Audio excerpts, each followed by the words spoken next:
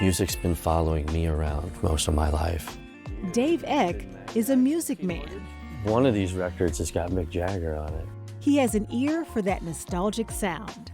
This one's pretty cool. King Khan, it's an indie band. There's a Neon Leon. These guys do vinyl still. They're part of my culture, at least. It is a music culture Dave grew up with as a vinyl junkie. This is one of the earliest records I ever bought.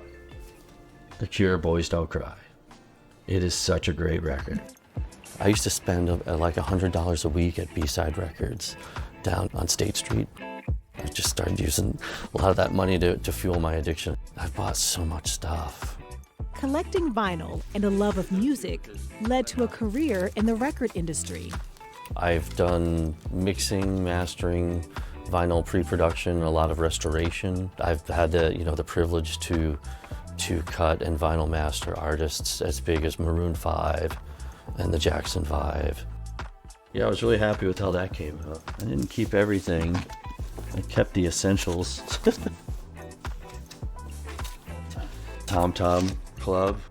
At a time when vinyl was in a death spiral, Dave decided to ride the wave. These machines and the pressing machines became ignored and just got put in garages and dumps. His basement in Middleton is home to this high-tech German lathe that cuts the grooves. The magic's prepping it.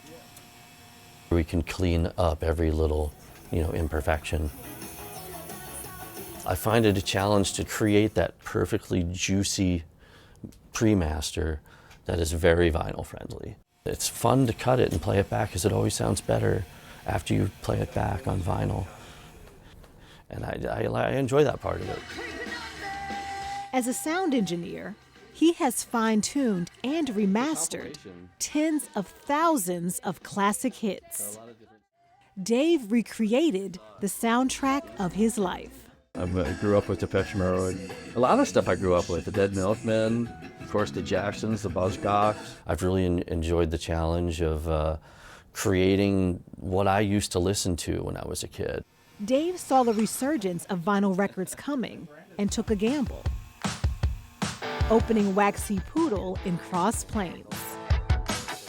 We're a record pressing company. We've done well over 200 titles our first year.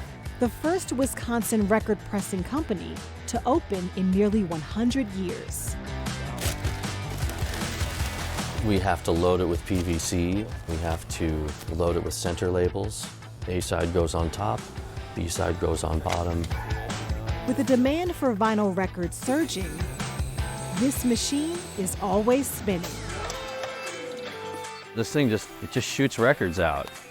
Waxy Poodle can press a record every 25 seconds, 3,500 each day. We'll get country people to come in here just to do 100 records. It's not just, The indie scene kids, the cool kids doing it. Because people need merch to sell, and it's snazzy. yeah, it's transparent.